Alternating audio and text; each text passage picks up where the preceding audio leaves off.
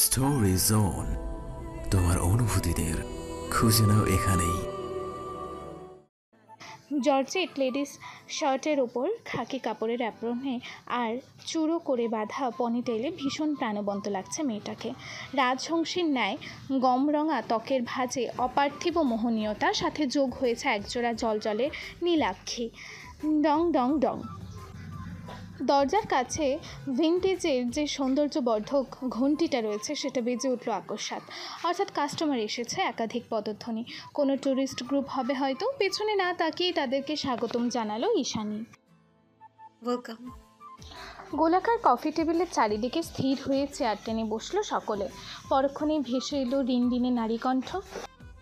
Excuse me, 2 Americano without sugar, সাথে একটা লেটে আর একটা ভ্যানিলা ফ্র্যাপচিনো প্লিজ। কফি মেকারের ওপাশ থেকে তৎক্ষণাৎ প্রত্যুত্তর করলো ঈশানী। ঠিক আছে, একটু অপেক্ষা করুন। অতঃপর কাছের দেয়ালে বৃষ্টির খেলা দেখতে দেখতে সকলে মিলে মশগুল হলো আড্ডার আমেজে। গিটারের গায়ে আঙুলের দক্ষতায় টুংটাং শব্দের বিমুগ্ধ ঝঙ্কার তুলে গলা ছেড়ে একযোগে ধরল বৃষ্টির গান। বৃষ্টি ভেজা রাতে আমি তোমায় নিয়ে যাব, যতগুলো কথা হয়নি বলা তোমাকেই বলে দেব। গানের সুর কাটল ঈশানীর অতর্কিত আগমনে। খানিক বাদেই কফির ট্রে হাতে নিয়ে সেখানে হাজির হলো ঈশানী। সতর্ক হাতে সার্ভ করছিল একে একে। দৃষ্টি তার উত্তপ্ত কফি কাপে নিবদ্ধ। এরই মাঝে বিপরীত প্রান্ত থেকে ভেসে আসে বিস্ময়কর হর্ষধ্বনি। আরে, এ তো ঈশানী। হতচকিত হয়ে চোখ তোলে ঈশানী। পরক্ষণেই সামনে বসে থাকা মুখগুলো ভালো মতো অবলোকন করে আপনা আপনি অধর ফাঁক হয়ে যায় তার। কণ্ঠে চমক, স্বগতোক্তিতে বিড়বিড়ায়, তোমরা এখানে? সবার মাঝে খুঁজে ফেরে সেই অনাকাঙ্ক্ষিত মুখ। পেয়েও যায় খানিক বাদে। গলার স্বর খাদে নামিয়ে বড্ড কসরত করে ডেকে ওঠে, জিসান। এতগুলো মাস বাদে জিসানকে দেখতে পেয়ে ঈশানীর মাঝে উৎপীড়ন দেখা গেল। অথচ তেমন কিছুই ঘটল না জিসানের মাঝে। সে নিরুদ্বেগ, প্রস্তর খণ্ডের ন্যায় নির্বাক নির্লিপ্ততার অভিব্যক্তি। দৃষ্টিতে নিদারুণ সাবলীলতা, যেন কিছুই ঘটেনি আশেপাশে। ওদিকে বাকরুদ্ধ ঈশানী। জিসানের নির্লিপ্ত ভাবাবেগ কৌতূহলী করে তুলল মেয়েটাকে। অগত্যা নির্দ্বিধায় সবাইকে উপেক্ষা করে প্রশ্ন ছুড়ল ও। ঠিক আছিস তুই? উপস্থিত সকলে চমকালেও চমকায় না জিসান। অপরিচিতদের মতোই সামান্য মাথা ঝাঁকিয়ে হ্যাঁ জানালো সে। জিসানের অদ্ভুত আচরণে ঈশানীর মস্তিষ্কে হাজারো প্রশ্নের উদয় হয় ঠিকই, কিন্তু মুখে প্রকাশ করে না। অন্তরের কোথায় যেন জেকে বসে বিতৃষ্ণা। নিজ থেকে যেচে পড়ে কথা ওর ধাঁচে নেই। তার উপর জিসানের মতো একটা উগ্র প্রজাতির ছেলের সঙ্গে তো নাই। নেহাত শেষবার দুজনে একসঙ্গে বিপদের মুখোমুখি হয়েছিল। জিসানের পা গুলিবদ্ধ হয়েছিল, তাই তো এত অস্থিরতা। ঈশানীর চোখে মুখে বিস্ময়। নির্বিকারে তাকিয়ে আছে জিসানের পানে। তন্মধ্যে ওর কবজিতে হ্যাচকা টান মেরে সিটে বসে দিল জিসানের ব্যাচমেট মৃণালিনী। ঠোঁটের আগায় চমৎকার হাসি টেনে বলল, কতদিন পর দেখা বলো তো। সেই যে ঘাগড়াছড়ি থেকে ফিরে এলাম, তারপর থেকে তুমি উধাও। ভাগ্যিস দেখা হয়ে গেল, তোমাকে তো ভুলতেই বসেছিলাম আমরা। মলিন বদনে হাসল ঈশানী। কিঞ্চিত মাথা ঝাঁকিয়ে বলল, ওই আর কি, ব্যস্ত হয়ে গিয়েছিলাম একটু। এখানে চাকরি করো নিশ্চয়ই? ভিন্টেজ কারুকাজ শোভিত অত্যাধুনিক ক্যাফেটেরিয়ার চারিদিকে অবাক দৃষ্টি বুলিয়ে প্রশ্ন ছড়ে মৃণা। ঈশানী থমকায়, চাপা দীর্ঘশ্বাস ছেড়ে হাত বাড়িয়ে কানের পেছনে চুল গুজতে গুজতে বলে, না, এটা আমার নিজের। চোখ কপালে উঠে যায় মৃণালিনীর। বিস্মিত হয়ে একযোগে চিৎকার দিয়ে ওঠে উপস্থিত সকলে। কি, এই ক্যাফেটেরিয়া তোমার? নির্বিকারে মাথা ঝাঁকায় ঈশানী। পরপরই ওর বা হাতটা খপ করে টেনে ধরে মৃণালিনী। বিস্ফোরিত নয়নে অবলোকন করে ওর অনামিকায় আবৃত অদ্ভুত পাথরের আংটিটা। কণ্ঠে কৌতূহল ঢেলে শুধায়, এই, তোমার বিয়ে হয়ে গেছে? এত বড় একটা রিং পরে আছো যে। আর এটা কেমন রিং? বিয়ের রিং হবে, ঝকঝকে, নজর কাড়া। কিন্তু এটা দেখে তো হাত পা ঠান্ডা হয়ে আসছে আমার। মনে হচ্ছে তাজা রক্ত দিয়ে মোড়ানো। মৃণালিনীর কথা বলতে বাকি তৎক্ষণাৎ ঈশানীর পানে দৃষ্টি ঘোরালো মৃণার বয়ফ্রেন্ড নিকোলাস। সরু কুটিল চাহনি এক দৃষ্টে পর্যবেক্ষণ করলো পাথরটিকে, জোরালো কণ্ঠে বলে উঠল, এই পাথর কোথায় পেয়েছো তুমি? তাড়াহুড়ো হাত নামিত করলো ঈশানী। কোনরূপ প্রত্যুত্তর না করে প্রসঙ্গ পাল্টালো আকস্মাৎ। কফি ঠান্ডা হয়ে যাচ্ছে, প্লিজ এনজয়। বাক্যটা শেষ করে সম্মোহনী হেসে উঠে যেতে উদ্যত হয় মেয়েটা। ফের পেছন থেকে ভেসে এলো নারী কণ্ঠস্বর, তুমি কোথায় যাচ্ছ? কতদিন বাদে দেখা, এসো আমাদের সঙ্গে আড্ডা দিবে। এই জিসান, আটকা ওকে। মৃণার কথার পাছে জিসানও ডেকে উঠল এবার। এই, হ্যাঁ হ্যাঁ ইস্যু বস, এখানে এসে কফি খা, বিলটা আমাদের নামে করে দিস। ঘুরে তাকালো ঈশানী, ঠোঁট প্রশস্ত করে নৈশব্দিক এক রহস্যময় হাসি ফেরত দিল সকলকে। অস্ফুট স্বরে ধ্বনিত হলো, নো থ্যাঙ্কস। কেন, খেলে কি সমস্যা? বিপরীত প্রান্ত থেকে ভেসে এলো জিসানের জোরালো কণ্ঠস্বর। সামান্য ঘুরে ওর দিকে পূর্ণ দৃষ্টি নিক্ষেপ করলো ঈশানী, দৃষ্টিতে অমীমাংসিত রহস্য টেনে বলল, তুই অদ্ভুত রকম বদলে গিয়েছিস জিসান। যদিও এতে আমার কিছুই যায় আসে না, তবুও বলতে বাধ্য হচ্ছি। তোর আচরণ, কথা বলার ধরন, শারীরিক গঠন, এমনকি তোর পায়ের গলিটাও, সব কিছুতে পরিবর্তন। ঈশানীর কথার পাছে আচানক বিষম খেলো জিসান। কিঞ্চিত গলা খাকারি দিয়ে হাত দিয়ে মাছি তাড়ানোর মতো করে ইশারা করে বলে, দূর, কি যে বলিস না তুই। ঠিকই বলেছি, তোর মাঝে সেই জেদি আত্মবিশ্বাসটাও এখন অনুপস্থিত। বাদ দাও তো ওর কথা, তুমি এদিকে এসো। তৃতীয় পক্ষের হস্তক্ষেপে অবসান ঘটল স্নায়ুযুদ্ধের। মৃণালিনীর পানে গ্রীবাদেশে ঘুরিয়ে চাইল এবার ঈশানী। থমথমে স্পষ্ট বাক্যে বলে উঠল, প্লিজ এনজয় ইয়োরসেলফ। অতঃপর দ্রুত পদধ্বনিতে জায়গা ত্যাগ, এহেন উপেক্ষায় কিছুটা বিব্রত দেখালো মৃণালিনীকে। অবসন্ন মুখে মাথা নোয়ালো মেয়েটা। তক্ষুনি ওর কাঁধের উপর হাত রাখল নিকোলাস। বিপরীতে গ্রীবা তুলে চাইল মৃণা। অক্ষি পুটে পলক ছেড়ে প্রেমিকাকে আশ্বস্ত করে বিড়বিড়ালো নিকোলাস। It's okay babe. বিকেল গড়িয়ে সন্ধ্যা। ধরিত্রী জুড়ে আধারের মায়াজাল, বৃষ্টির তোড়ে ধোঁয়াশা অস্পষ্ট চারিদিক। ক্যাফেটা বন্ধ করে ছাতা হাতে দ্রুত হাঁটছে ঈশানী। বৈরী বৃষ্টির এলোমেলো বর্ষণে ক্রমশ ভিজে যাচ্ছে তার তনুকায়া। হঠাৎ দমকা হাওয়ায় হাত ফসকে উড়ে গেল ছাতাটা। নিমিষেই ঝুম বৃষ্টির শীতল পরশে সিক্ত হয়ে উঠল শীর্ণকায় দেহখানি। বৃষ্টি স্নাত সর্বাঙ্গে অদ্ভুত বন্য শিহরণ বইল রমণীর। হুট করেই মনে পড়ে গেল মাফিয়া বসটাকে। আজ কতগুলো দিন হয়ে গেল ফেরে না সে। এরিস চলে গেলে যোগাযোগের সব পথ বন্ধ হয়ে যায় ওদের মাঝে, কারণ মাফিয়া বসের নির্দিষ্ট কোনো নাম্বার নেই, আর না আছে ঈশানীর হাতে কোনো প্রকার মুঠোফোন। এ কেমন অদ্ভুত অবাস্তব সম্পর্কে জড়ালো ওরা। না আছে কোনো প্রতিশ্রুতি, না আছে বর্তমান, আর না তো ভবিষ্যৎ। এভাবে বুঝি ভালোবাসা হয়? বেখেয়ালে থমকে আসে ঈশানীর পদাচরণ। স্থবির চিত্তে সে দাঁড়িয়ে পড়ে বসন মন্ত্রিত জমিনে। অস্ফুট স্বরে ধ্বনিত হয় তার ভেজা বিষণ্ণ কণ্ঠস্বর, আপনি কখনো ভালোবাসি বলেন না ঋষি ইউভান? বলবেও না কোনোদিন।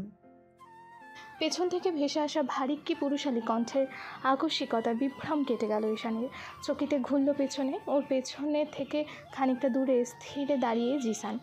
হাতে ছাতা নেই, যার দরুন মুষলধারার বর্ষণে ভিজে জুবুথুবু তার সমস্ত শরীর। লোকালয়বিহীন ধুধু প্রান্তের আকস্মাৎ জিসানের উপস্থিতি খানিক অস্বস্তি দিল ঈশানীকে। কিঞ্চিত ভ্রু বাঁকিয়ে বলে উঠল, তুই ফিরে যাসনি? বৃষ্টির কাদা জল পায়ে মারিয়ে চপচপে ভেজা পায়ে এগিয়ে এলো জিসান। ঈশানীর মুখোমুখি দাঁড়িয়ে ছুড়ল রুক্ষ ধ্বনি, তুই এত জিদে কেন ঈশানী? এত কিছু জানার পরেও সেই রাশিয়ার স্মাগলারটাকে বিয়ে করলি? বিয়ের গুরুত্ব বোঝে ও? এসব বিষয়ে কথা বাড়াতে অনিচ্ছুক ঈশানী সহসা কোনরূপ ভনিতা না করে বলে উঠল, পথ ছাড় জিসান, যাবো আমি। কোথায় যাবি? ওই প্রেস্টিজিউটি ক্লাবের মাফিয়াটার কাছে তোকে আস্ত রাখবে ও? মুখ সামলে কথা বল। সামলাবে না? জিসানের কণ্ঠে তীব্র ক্রোধ ফুসশেষের আগের তোরে। অবশেষে নিজের আসল রূপে আগমন করলে তাহলে? ঈশানীর কণ্ঠে বিদ্রুপ। জিসান তেড়ে এলো এবার। সন্নিকটে দাঁড়িয়ে রাগে কাঁপতে কাঁপতে বলল, তুই পস্তাবি। তোর এইসব ড্রাগ ফ্যান্টাসি তোকে সত্যি সত্যি ভিলেনের মুখোমুখি নিয়ে দাঁড় করাবে একদিন। তখন বুঝবি কষ্ট কাকে বলে। ঋষের মতো জানোয়ারকে চোখের ইশারায় বশ করার ক্ষমতা রাখি আমি জিসান। আমাকে বাস্তবতা বোঝাতে আসিস না। জীবন পুড়িয়ে আবেগ জমাই আমি। আগুন কিভাবে ছায়া বানাতে হয় সেটা আমার ভালো করে জানা আছে। কথায় বেশ দাঁড় হয়েছে আজকাল। এত তেজ কার জোরে? ওই মাফিয়াটার? যদি বলি হ্যাঁ, মাফিয়া বরের ভয় দেখাচ্ছিস? কি করবে তোর মাফিয়া বর? রাশিয়া থেকে গুলি করবে আমায়? কথা বলতে বলতে ঈশানীর কাঁধ বরাবর ধাক্কা দিতে উদ্যত হয় জিসান। তবে স্পর্শ করার আগে কোথা থেকে যেন ঝড়ের বেগে ছুটে এসে আকস্মাৎ জিসানের কবজি চেপে ধরে একজন গার্ড। পরপরই আরও 2-3 জন কালো পোশাকধারী এসে দু হাতে চ্যাং দোলা করে তুচ্ছ আবর্জনার মতো ঈশানীর থেকে কয়েক হাত দূরে সরিয়ে নেয় ছেলেটাকে। সর্বশেষ যে গার্ডটা ছিল সে তাড়াহুড়ো ছুটে এসে ছাতা মেলে ধরে ঈশানীর মাথায়। কুর্নিশ জানিয়ে নরম কণ্ঠে বলে, প্লিজ ম্যাম, গাড়িতে চলুন। You must catch a cold. Ishani গেল না। বিশাল দেহি গার্ডগুলোর বাইসেপ বাহুর ফাঁকে অসহায়ের মতো আটকে থাকা জিসানের পানি দৃষ্টিপাত করে বিদ্রুপাত্মক স্বরে বলে উঠল, আমার মাফিয়া বরের ক্ষমতা দেখা হয়ে গিয়েছে নিশ্চয়ই। মুহূর্তেই গজরে উঠল জিসান। রাগের তাড়নায় গজগজ করতে করতে বিষাক্ত তীরের ফলার মতোই ছুড়ে দিল শব্দের বিষ। খুব শীঘ্রই পস্তাবি তুই Ishani. Mark my word, will be ডিস্টেড। আর এক মুহূর্ত সময় অতিবাহিত করল না রমণী। জিসান ওকে ছেড়ে দেওয়ার নির্দেশ জানিয়ে দ্রুত পদক্ষেপ ত্যাগ করল সেই স্থান। রাত তখন 8:30। বিষণ্ণ মনে ব্ল্যাক হোলে পা রেখেছে ঈশানী। শরীর তার চপচপে কাক ভেজা, হৃদয় জুড়ে আশঙ্কার কোলাহল। কি বলতে কি বলল জিসান? এই ছেলেটা কেন সবসময় ভুলভাল বকে এত? করিডর অতিক্রম করার সময় খাবারের জন্য ডাকলো নাতালিয়া। ঈশানী ঘুরেও তাকালো না সেই দিকে। দৃষ্টি জুড়ে বৈরাগ্য তার। হৃদয়ের কোণে বিষাদের ঘন ঘটা। এলোমেলো পা ফেলে সোজা গিয়ে পৌঁছালো নিজের কক্ষে। দরজা খুলে প্রবেশ করার অবকাশ পেল না। তার আগেই অশুভ শিকারীর ন্যায় আকস্মাৎ কবজিতে টান মেরে মেয়েটাকে 2 কদম পিছিয়ে আনলো জোরালো এক অস্তিত্ব। আজকাল আকস্মিকতায় অভ্যস্ত ঈশানী তাই ভরকালো না। লতানো নারী দেহের শীর্ণকায় তনু গিয়ে ঠাঁই নিল ইস্পাত কঠিন বক্ষভাজে। পরপরই ওর নির্মেদ সিক্ত কোটি দেশে অনুভূত হলো এক খড়খড়ে পুরুষালী হাতের গাঢ় স্পর্শ।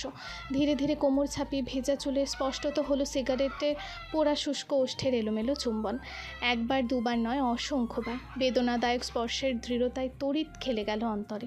কৃত্রিম সুগন্ধির সঙ্গে এই পুরুষালী শরীরের কোনো মিশ্রিত মাদকীয় সুভাষটা বড্ড পরিচিত ঠেকল রমণীর। ফলস্বরূপ মস্তিষ্কে দুশ্চিন্তা ছাপিয়ে সর্বাঙ্গ জুড়ে জাগ্রত হলো অদ্ভুত শিহরণ। নির্মল কণ্ঠে একাই আওড়ালো, অরণ্য। প্রেয়সীর চুলের ভাঁজে মুখ ডুবিয়ে অস্ফুট স্বরে নিজের উপস্থিতি জানান দিল মাফিয়া বস। কণ্ঠ তার মোহাচ্ছন্ন, শ্বাস প্রশ্বাসে অ্যালকোহলের উৎকট গন্ধ। ঈশানী উপলব্ধি করল এরিসের অস্বাভাবিক টালমাটাল অস্তিত্বকে। সহসা প্রশ্ন ছুড়ল শীতল কণ্ঠে, কখন ফিরে এলে? কোনো প্রত্যুত্তর নেই। ঈশানীতে মশগুল হয়ে আছে সেই মানব। মাতাল স্বরে বিড়বিড়িয়ে বলে উঠল, আই থিঙ্ক এটা তোমার চুলের ঘ্রাণ। কোনটা? ভ্যানিলা। সংকীর্ণতা বাড়ালো আরেকটুখানি। তন্মধ্যে তপ্ত শ্বাস ছেড়ে নিজেকে এরিসের থেকে ছাড়িয়ে নিল ঈশানী। কোনো অবধি হাতা গোটানো কালো শার্টের সঙ্গে মিলিয়ে পরিহিত কালো বেল্টের ঘড়িটায় যতটা না নজর কাটা লাগছে তার চেয়েও বেশি আকর্ষণীয় লাগছে কালচে বাদামি শুষ্ক অধরের নিচে চকচক করতে থাকা কুচকুচে কালো তিলটাকেই। ধূসর বাদামি গহ্বর দুটি তলিয়ে আছে নেশার ঘরে। নিয়ন্ত্রণহীন নিস্তব্ধ পদচকল। এক্ষুনি অবচেতন হয়ে পড়ল বলে, সচরাচর এতটা মাতাল হও না তুমি। তার মানে গত কয়েকদিন যাবৎ এক নাগারে অ্যালকোহল গিলেছ? বাধ্য স্বামীর মতোই জোরে জোরে মাথা ঝাঁকালো এরিস ইউভান। ড্রাগও নিয়েছ? একই উদ্যমে ফের ঝাঁকিয়ে উঠল মাথাটা। জানোয়ার। দীর্ঘশ্বাস ছাড়ল ঈশানী। একরাশ বিরক্তি নিয়ে চাইল এরিসের মুখের পানে। ঘরের চার দেয়ালে অবিরাম জ্বলতে থাকা স্ফটিকের আলোয় স্পষ্ট দৃশ্যমান তার টাল মাটাল মুখাবয়ব, যা দেখা মাত্র কুঞ্চিত ভ্রুযুগল ধীরে ধীরে সোজা হয়ে গেল রমণীর। বিরক্তি উবে গিয়ে অন্তর জমিনে ধরা দিল বৃষ্টির ছন্দের ন্যায় অপার মুগ্ধতা। গৌরবর্ণের কাটকাট চেহারায় নজর কাড়া দীপ্তি তার। সিল্কি কালো কেশ রাশি থেকে শুরু করে প্রতিটি অঙ্গ প্রত্যঙ্গ জুড়ে অদ্ভুত পুরুষালী গাম্ভীর্য। একবার তাকালে নজর সরানো দায়। প্রথম দেখায় কে বলবে এই লোকটা আসলে অশুভ এক হৃদয়হীন দানব, যার প্রতিটি শ্বাস প্রশ্বাসে লুকিয়ে আছে আধারের ন্যায় পাশবিক নৃশংসতা। সে তখন নিষ্প্রভ দৃষ্টি চেয়ে আছে ঈশানী। হ্যালো ডিয়ার লিসেনার্স, আপনারা শুনছেন স্টোরিজ অন প্রেজেন্স ধারাবাহিক পর্ব গল্প। আমাদের সামগ্রিক প্রচেষ্টাকে উৎসাহিত করতে লাইক অ্যান্ড কমেন্ট করতে ভুলবেন না। Thank you. এরিস প্রশ্ন করলো না, উল্টো দুহাত তুলে এক লহমায় ঘুরিয়ে ডেস্কের ওপর বসিয়ে দিল মেয়েটাকে। বক্রাকার ভ্রুযুগল তীর্য কুচিয়ে ছড়ল গম্ভীর বাক্য। চড়ে গেলে কেন? ভাবনার সুতোর টান পড়ল রমণীর, কুণ্ঠিত স্বরে প্রত্যুত্তর করলো।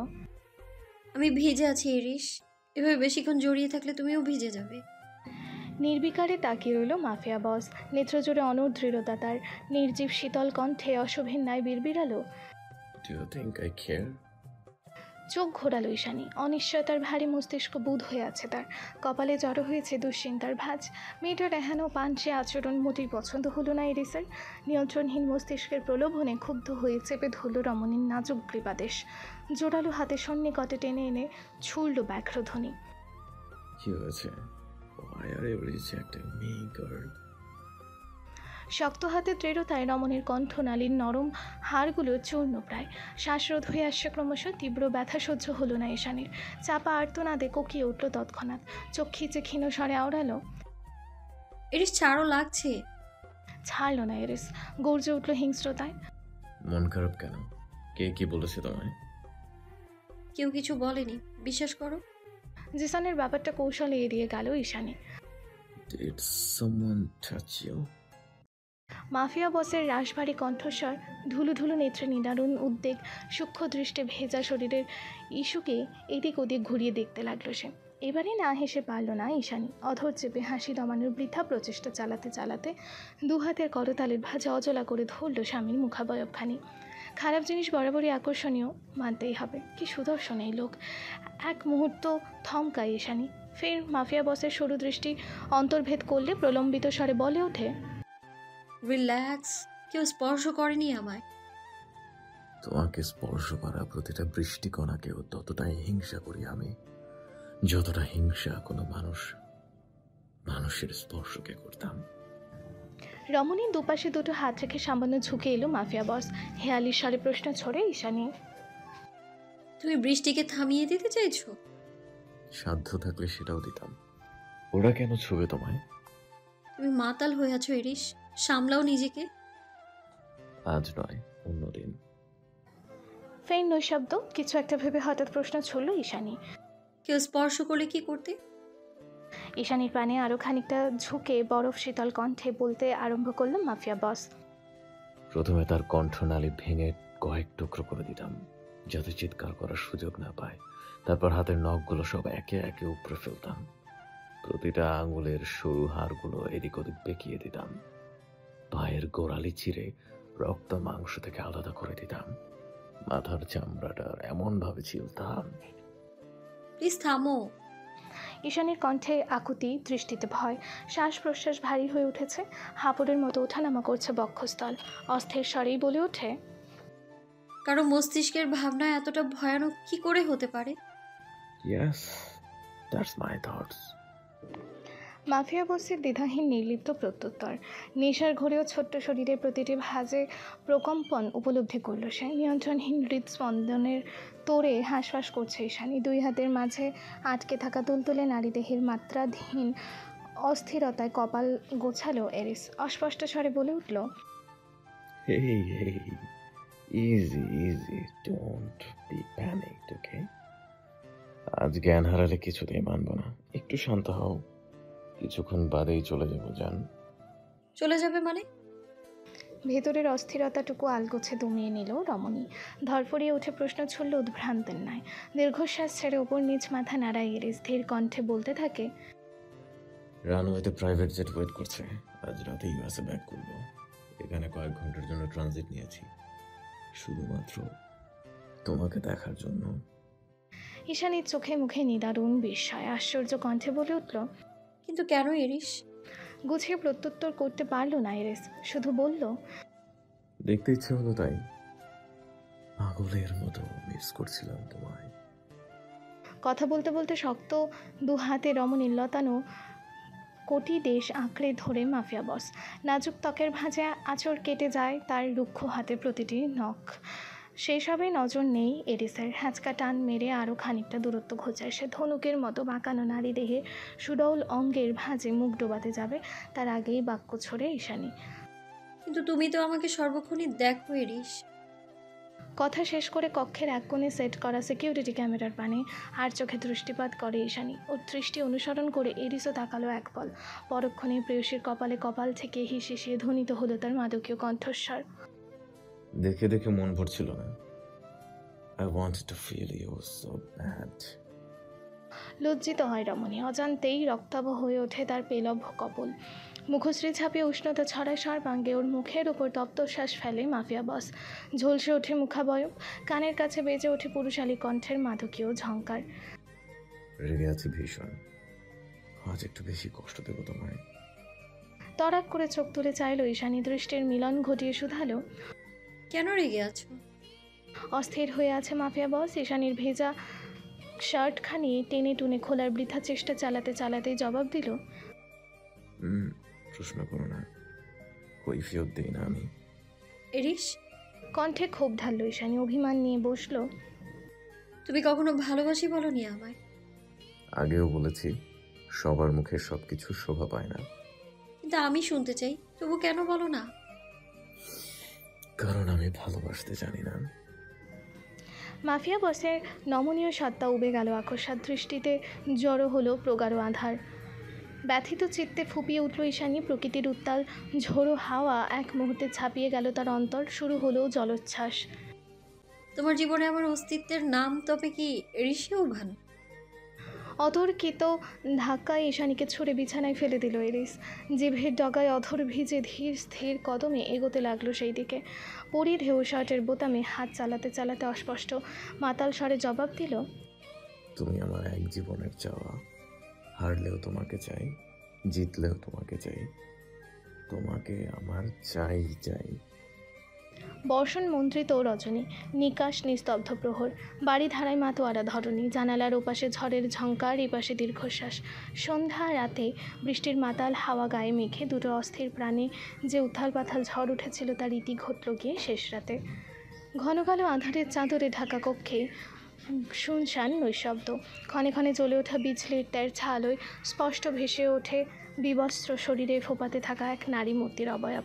ব্যথাতুর শরীরটাকে কোনো মতে সফেদ চাদরে পেঁচিয়ে কলমিলতার ন্যায় মাথাটা হাঁটুতে ঠেকে নীরবে অশ্রু বিসর্জন দিচ্ছে সে মানবী। তার থেকে খানিকটা দূরে শটান দাঁড়িয়ে গায়ে শার্ট চড়াচ্ছে এরিস। পেছন থেকে ভেসে আসা ক্রন্দিত ঈশানীর ফোপানোর আওয়াজে আকস্মাৎ সচকিত হয়ে ওঠে তার মস্তিষ্ক। অন্তরের তাড়নায় ব্যতিগ্রস্ত হয়ে তৎক্ষণাৎ ছুটে যায় রমণীর নিকট। হাঁটু ভেঙে ওর মুখোমুখি হয়ে বসে অস্থির স্বরে বলে ওঠে, Did you hurt too much? Let me see. হৃদয়ের ব্যথা কি করে দেখাবো তোমায় মাফিয়া বস? কি হয়েছে? এত কিছু হয়ে যাওয়ার পরেও কেন তুমি একটাবার বলতে পারছো না ভালোবাসি? কিসের জড়তা তোমার? কেন এত নির্দয় তুমি? কান্নার তোরে কথা আটকে আসে মেয়েটার। অভিমানে তিত্তির করে কেঁপে ওঠে তার তির্যক নাকের ডগা।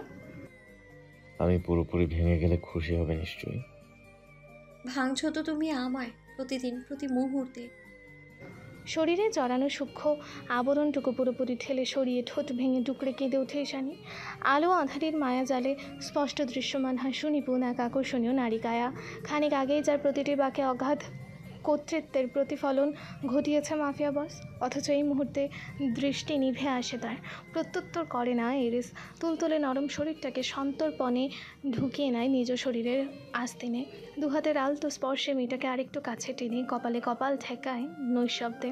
অতঃপর ক্রন্দিত রমণীর কানে ঝঙ্কার তুলে ঘোষিত হয় গম্ভীর হিসিসানি বাক্য, I don't need any word to express my feelings. Look, my heart only beats for you. Los Angeles, California.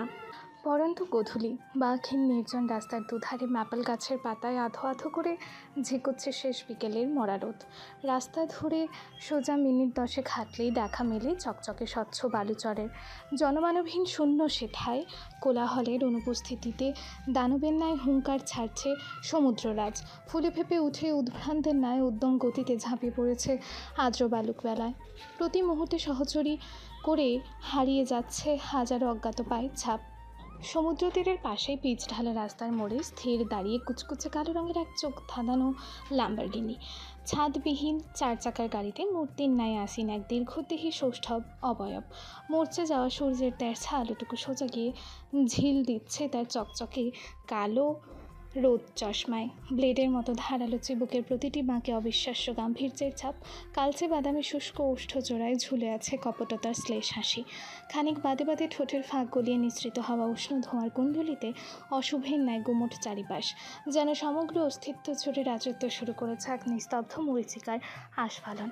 সেই তখন থেকে নির্জীব দৃষ্টি সমুদ্রপৃষ্ঠের দিকে এক ধ্যানে চেয়ে আছে মানব। চশমার আড়ালে দৃষ্টিজোড়া শিকারীর ন্যায় তীক্ষ্ণ, অথচ ভেতরে তার অনুভূতির শূন্যতা। কেমন পৈশাচিক অভিব্যক্তি, যেন আচ্ছন্ন হয়ে নীরবে গুনে যাচ্ছে প্রতিটি ভয়ালো তরঙ্গোচ্ছ্বাস। অদূরের হাইওয়ে সড়কে বিশাল ব্যারিকেড, একের পর এক অগ্নিকাণ্ডের কবলে পুড়ে ছাই হয়ে যাচ্ছে সরকারি ভবন। শহরের সবচেয়ে মূল্যবান সিল মুহূর্তে কোনো মাফিয়া গোষ্ঠীর দ্বারা স্থানান্তরিত হয়েছে, যার ফলে পুরো লস অ্যাঞ্জেলেস জুড়ে শুরু হয়েছে অগাধ নৈরাজ্য। তীক্ষ্ণ আওয়াজে ভেসে আসছে শরীরে শিউরানো পুলিশের সাইরেন। জমিন কাঁপিয়ে এদিকেই ধেয়ে আসা অপ্রসন্ন গাড়ির বহর। মাফিয়া বস কপট হাসে, মোলায়েম হেডরেস্টের গায়ে মাথা এলিয়ে দিয়ে টান টান হয়ে বসে সিটের ওপর। অতঃপর কানে আবদ্ধ ইয়ারবাড সচল করে নিকোটিনের শলাকায় ওষ্ঠ দাবিয়ে বিড়বিড়ায়, Already 2 hours, 36 minutes and 23 seconds have passed. তোমরা আমাকে এখনো খুঁজে পেলে না। It's totally unfair, America. Shame on you. পরক্ষণে ধ্বনিত হলো কল কেটে যাওয়ার পিক পিক আওয়াজ। সময় নষ্ট করলো না এরিস, ইয়ারবাড সহ মোবাইল ফোনটা ভেঙে টুকরো টুকরো করে সহাস্যে ছুঁড়ে ফেলে দিল গভীর সমুদ্রে। কাজ সম্পন্ন হওয়া দরুন ফিরেই যাচ্ছিল, তন্মধ্যে অযাচিত আক্রমণে সচকিত হয়ে উঠল মস্তিষ্ক। অতর্কিত এক ধাতব তীরের ফলা ধেয়ে এলো বিদ্যুৎ গতিতে সরাসরি চোখ বরাবর। সুদক্ষ মাফিয়া বস সময় নিল না এক মুহূর্ত, ব্যাঘ্র থাবায় চোখের পলকে ধরে ফেললো সেটিকে। শক্ত হাতের পেছনে ধাতব বস্তুটিকে চূর্ণ বিচূর্ণ করে ছুঁড়ে ফেললো রাস্তার পাশে। পরপরই সেখান থেকে ছুটে পালালো এক লম্বা বিনুনিওয়ালা তীরন্দাজ রমণী। চিকচিকে স্বচ্ছ বালুচর ধরে প্রাণপণে ছুটছে মেয়েটি। ঊর্ধ্বশ্বাসে ছুটে চলার দরুন চেহারা অস্পষ্ট। মেয়েটাকে সূক্ষ্ম দৃষ্টে পরখ করে নিল মাফিয়া বস, অতঃপর অস্ফুট স্বরে আওড়ালো, It's a trap, but I can handle. বাক্য শেষ হতে না হতেই মেয়েটাকে নিশানা করে রিভলভারের ট্রিগার টানলো এরিস। তবে অজ্ঞাত রমণীর দূরবুদ্ধিতায় লক্ষ্যচ্যুত হলো পরপর দুটো বুলেট। অবকাশ দিল না মাফিয়া বস, বেলাগাম চিতার গতিতে ধাওয়া করতে শুরু করলো মেয়েটাকে। কয়েক ক্রুশ বালুচর পেরিয়ে গেল চোখের পলকে। আপসহীন দুর্বার গতিতে ছুটছে সে বেপরোয়া রমণী। এরিস ইউবান ছেড়ে দেওয়ার পাত্র নয়, যেচে পড়ে ঘুমন্ত সিংহকে জাগ্রত করার মূল্য তো আজ চোকাতেই হবে এই মেয়েকে। অবশেষে টানা কয়েক ঘন্টা দৌড় প্রতিযোগিতা রীতি টানল রমণী। প্রচণ্ড হাঁপিয়ে গিয়ে আকস্মাৎ হোঁচট খেয়ে মুখ থুবড়ে পড়ল বালু আস্তরিত জমিনে। পরপরই থমকালো এরিস, মাথার ওপর থেকে কালো হলির আস্তিন সরিয়ে ছুড়ল কর্কশ স্বীকারোক্তি, You have to merge energy. দম আছে, মানতেই হবে। এরিসের বাক্যে গোখরা সাপের ন্যায় ফোঁস করে দৃষ্টি ঘোরালো রমণী। মেয়েটাকে দেখা মাত্রই আরেক দফা অবাক হলো এরিস। কৃষ্ণ বর্ণের নিখাদ মুখশ্রী, যোদ্ধার মতো রুক্ষ দৃষ্টি, কঠোর ধারালো মুখাবয়ব, অভিব্যক্তি জুড়ে প্রবল হিংস্রতা। এই সব কিছু ছাপিয়ে গেল মেয়েটার অদ্ভুত দুটো চোখের মণি, যার একটা এরিসের চোখের ন্যায় ধূসর বাদামি রঙের আর অন্যটা ঈশানীর মতো প্রকার নীলাভ। হেটেরোক্রোমিয়া। অদ্ভুত স্বরে বিড়বিড়ালো মাফিয়া বস। হেটেরোক্রোমিয়া মূলত কোনো রোগ নয়, এটা এক ধরনের জিনগত বৈশিষ্ট্য। সাধারণত দুটো চোখের রং সম্পূর্ণ দুরকম হয় এতে, যদিও পৃথিবীতে খুবই বিরল এই বৈশিষ্ট্য। What a mysterious girl. বাক্যধ্বনিত হতে না হতেই আত্মরক্ষার্থে এরিসের পানে এক থাবা ঝরঝরে বালু ছুঁড়ে মারল মেয়েটা। অযাচিত ধোঁয়াশায় এক মুহূর্তের জন্য দৃষ্টি সরালো মাফিয়া বস। সেই সুযোগে নিমিষেই চোখের আড়াল হয়ে গেল মেয়েটা। এরিস বাঁকা হেসে অতঃপর আস্তে আস্তে এগোয় সম্মুখে। কিছু দূর যেতেই দেখা মেলে একটা অদ্ভুত ভাঙাচোরা ক্যাসেলের। নির্জন ভালুকা বেলায় গাম্ভীর্যের ন্যায় মাথা উঁচিয়ে দণ্ডায়মান সেই দুর্গ। ক্যাসেলটির চারিপাশ ভাসমান ফুলের আর সমুদ্রের ঢেউয়ের সাথে ভেসে আসা নানান ধরনের আসবাব দিয়ে আবর্তিত। সামনে রয়েছে ঝুলন্ত কাচের বোতলের প্রাকৃতিক সুরক্ষা। সহস্তে বোতলগুলো সরিয়ে ক্যাসেলের অভ্যন্তরে পা রাখল এরিস। তৎক্ষণাৎ এক হাতে লম্বা ধনুক আর অন্য হাতে তীরের ফলা নিয়ে ধেয়ে এলো মেয়েটা। কঠোর হস্তে মেয়েটাকে প্রতিরোধ করায় ব্যস্ত হলো এরিস, তবে দমল না রমণী। দুই হাত মুষ্টিবদ্ধ করে হামলে পড়ল এরিসের ওপর। হ্যালো ডিয়ার লিসেনার্স, আপনারা শুনছেন স্টোরিজ অন প্রেজেন্টস ধারাবাহিক পর্বগল্প। আমাদের সামগ্রিক প্রচেষ্টাকে উৎসাহিত করতে লাইক অ্যান্ড কমেন্ট করতে ভুলবেন না। Thank you.